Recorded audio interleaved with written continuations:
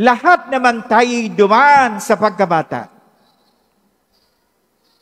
At maaaring ang ilan sa atin ay babalik sa pagkabata. Magpakatangkad-tangkad ka man, maaring mas mataas ka pa sa iyong ama, maaring mas mataba ka pa sa iyong ina, maaring mas mataas ang iyong natapos na pag-aaral, maaring ikay nakabuo na iyong sariling negosyo, maaring napakatayog ng iyong posisyon sa kumpanya. Ano pa man, dami mo ng pera at lupain, doon na iyong sariling sikap, wag na wag mong kalilimutan. Hindi nawawala sa iyo ang katotohanang ikaw ay anak pa rin ng iyong magulang. Ibibigay mo sa iyong ama't ina ang paggalang at pagmamahal at pagmamalasakit na nauukol sa kanila.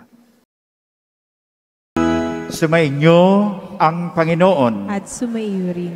Ang mabuting balita ng ating Panginoon ayon kay San Marcos. Papuri sa iyo, Panginoon.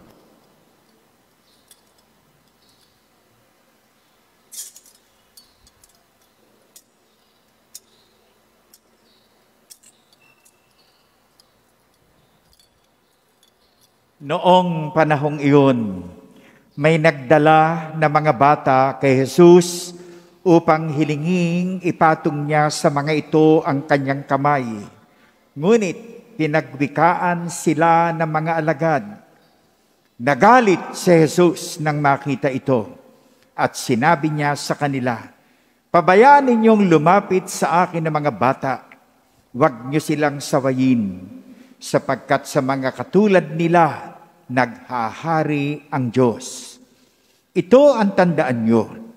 Ang sinumang hindi tumatanggap sa paghahari ng Diyos tulad ng isang maliit na bata ay hindi mapapabilang sa mga pinaghaharian niya.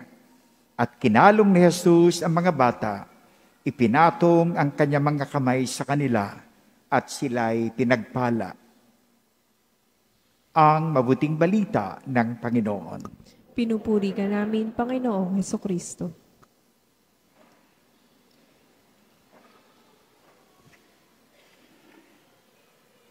Bakit sinaway ng mga alagad ang mga nagdadala ng bata sa Panginoong Hesus? Bakit nagalit ang Panginoong Hesus sa mga nanaway? Sa kultura ng Israel, mga kapatid, ang mga bata ay hindi dapat nakikita. Ang mga bata ay dapat nakatago. Hindi sila dapat mapakinggan.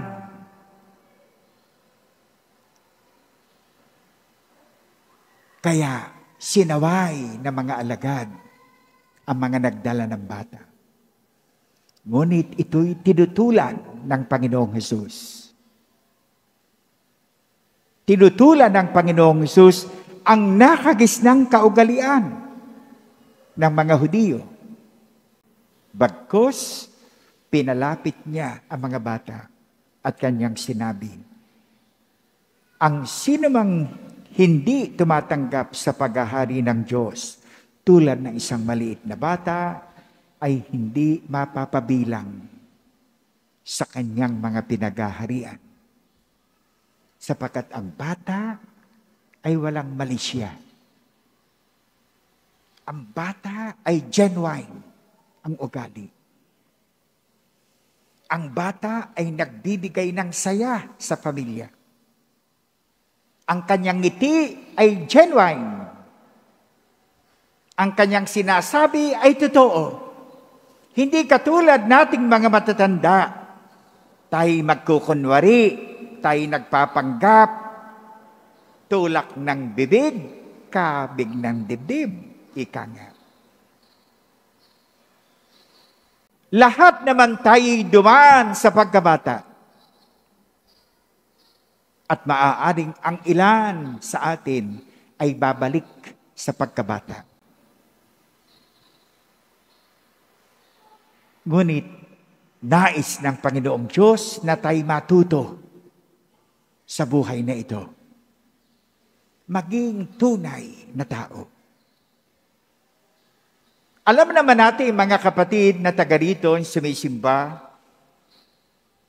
kapag naging testigo ang isang bata sa husgado, pinaniniwalaan siya ng husgado. Sapagkat ang bata ay walang diplomasya sa kanyang salita.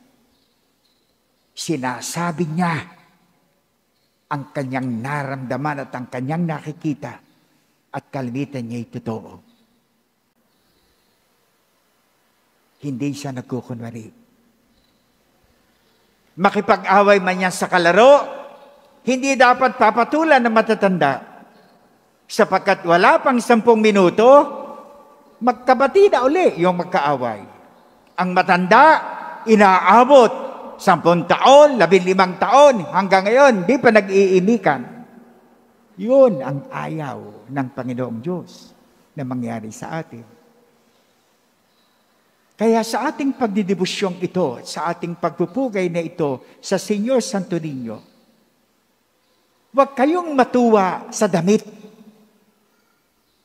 Huwag kayong matuwa sa gayak ng imahen. Ang ating tingnan at kunin ay ang katangian ng Panginoong Hesus. At ano yung katangian yun? Kababaang loob.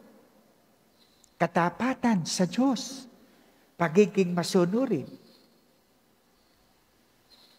Sapagkat lahat tayo dumaan sa pagkabata, lahat tayo naging anak ng ating ama't ina. At sa bisa ng binyag, tayo naging anak ng Diyos. Kaya ikaw na nakikinig ngayon, magpakatangkad-tangkad ka man, maaring mas mataas ka pa sa iyong ama. Maaring mas mataba ka pa sa iyong ina. Maaring mas mataas ang iyong natapos na pag-aaral. Maaring ikay nakabuo na iyong sariling negosyo. Maaring napakatayog ng iyong posisyon sa kumpanya.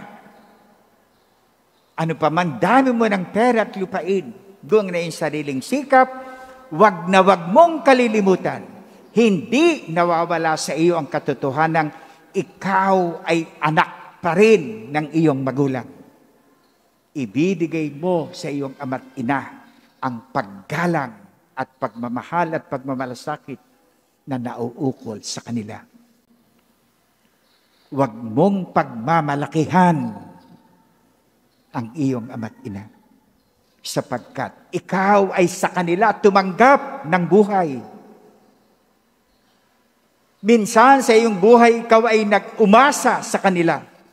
Ikaw ay tumitingala sa kanila. Napanatag ang iyong loob sapagkat sinisikap ng ating ama't ina ang maaari nilang kayanin para tayo'y matuto sa buhay. Kung pakatutuusin, hindi naging madali ang buhay ni Jesus bilang bata. Ang kanyang nakgis ng amay, karpintero. Masasabi nating hindi na ibigay lahat ng mahal na Birhen Maria at ni San Jose ang pangangailangan ni Jesus bilang bata. Pero sapat ang kanyang tinanggap na pagtingin, pag-ibig at pagmamalasakit. Ganyan din ang maaari ninyong gawin, mga magulang. Hindi nyo kinakailangang ibigay ang lahat ng gusto at kailangan ng inyong anak. Hubugin nyo ang kanilang magandang pag-uugali. Saan man sila makarating, masasabi natin, katulad nila ang Panginoong Hesus, lumaking malakas, lumaking madunong, at lumaking kalugod-lugod sa Diyos at sa kapwa. Matanda na ang debusyong ito ng Pilipino sa Señor Santo Niño. Nagsimula pa ito nang dumating ang mga kauna-unahang Kristiyano sa Pilipinas. Nagmisa for the first time noong 30 ng Marso, 1521. Ang pari nagmisa si Padre Pedro Valderrama. Nakasama ni Ferdinand Magellan. Pagkaraan ng misa, tinipon ang mga tao para turuan.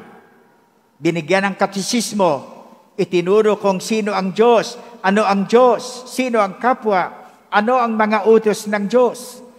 At pagkatapos ng 14 na araw na pagseseminar, ginanap noong 14 ng Abril 1521 ang kauna-unahang pagbibinyag. At nanguna sa bininyagan si Haring Humabon ng Cebu at ang kanyang may bahay na si Reyna Juana na kinakatawan ng mga dalagitang itong nakakoron at nakabula. Pagkatapos ng binyagan, tinanong ni Magellan ang kanyang inaanak na si Juana, alin ang gusto mo na ibigay ko sa iyo? Ang imahen ng La Purísima Concepcion o ang imahen ng Señor Santo Niño? Dahilan sa wala pa silang anak ni Humabon, ang pinili ni Reyna Juana ay ang imahen ng Señor Santo Niño. Ngunit pagkaraan ng ilang araw, nagkaroon ng digmaan. Nag-away si Humabon at si Magellan ng Mactan. At palibhasay, inaanak sa binyag si Humabon, kinampihan ni Magellan ang mga katutubo. Ngunit mukhang mas magaling sina Lapu-Lapu sapagkat ginamit niya ang arnis sa pakikipaglaban. Nabugbog ng husto sina Magellan at ang kanyang mga kasama. At sa panghihina ni Magellan, tinamaan siya ng pana na may lason na sa niyang ikinamatay sa Mactan. Ang ibang mga Kastilang nakaligtas ay nakalangoy pabalik sa barko at nakabalik ng Mexico pagkatapos bumalik ng Espanya at ikinuwento ang mga nangyari. Napatalayan sa kasaysayan. 44 years later, 1565, nagpasya ang hari ng Espanya na magpadala uli ng mga misyonero at ng mga sundalo sa Pilipinas. At nang sila'y makarating sa Pilipinas na pinumunuan ni Miguel Lopez de Legazpi kasama ang kanyang pamangkin si Martin de Goiti, ipinasya ni Miguel Lopez de Legazpi na bombahin muna ng bombahin ang buong Cebu para sila'y hindi makasalakay sa mga Kastila. At nung sa palagay nila'y pulbos na ang Cebu, nakaaw na ng bundok ang mga katutubo, lumapag ang mga Kastila at inusisa ang buong kapuluan. Nakita ng isang sundalo na ang pangalay Sebastian Camus, mayroong isang dampa na namumukod tangi ay hindi tinamaan ng bomba at hindi nasunog. At nang ito'y kanyang pasukin, may nakita siyang isang baul na malaki. Tumawag siya ng kasama at dinala ang baul kay Miguel Lopez de Legazpi na nag-utos buksan ito. That was 1565. Nang buksan ang baul, na andoon ang imahen ng Señor Santo Niño. Iniingatan ng mga katutubo. Yung imahe na yun, na nataklasan noong 1565 at ibinigay na pakimkim ni Ferdinand Magellan noong 1521, ang saparing imahe ng Santo Niñong nakadambana sa Basilica del Santísimo Nombre de Jesus sa lungsod ng Cebu. Kaya hanggang ngayon, buhay na buhay ang devosyong ito sa mga Pilipino. Kaya ang ikatlong linggo ng buwan ng Enero ay pinahintulutan ng Santo Papa ng Roma na ipagdiwang ng mga Pilipino sa pagpupugay at pagpaparangal sa Panginoong Hesus bilang Santo Niño. Kaya mula sa Cebu, nadala ang debosyon sa iba't ibang lugar. Nag-imbento sila ng sayaw sa Cebu na kung tawagin ay sinulog. Dinala nila ito sa Aklan at lumabas naman ang ati-atihan. Dumating ito sa Iloilo at nagkaroon naman ng sayaw na dinagyang. Nakarating din ang debosyon sa Calapan at dinala naman ang Calapan sa Batangas City.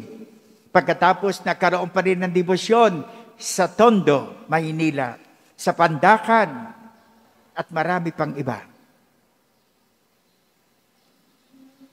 Kahit manawari, ang ating pagdidevosyong ito'y lalong magturo sa atin na tunay, maging tunay na tao, maging tunay na mabait sa kapwa.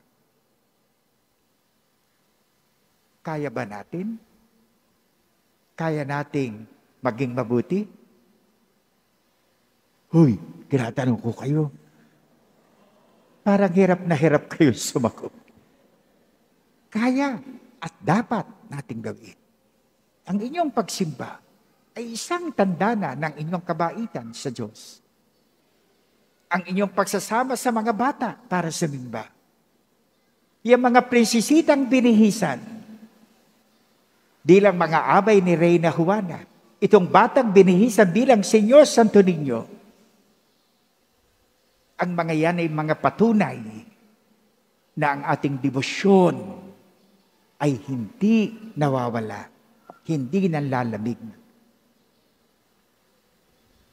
Salamat sa Cofradia del Santo Niño dito sa Santo Tomas.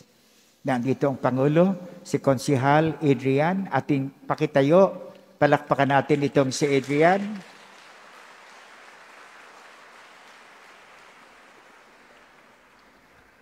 Yan ang isa sa mga magaling na pinuno ng ganitong kapisanan ng Senyor Santo Niño.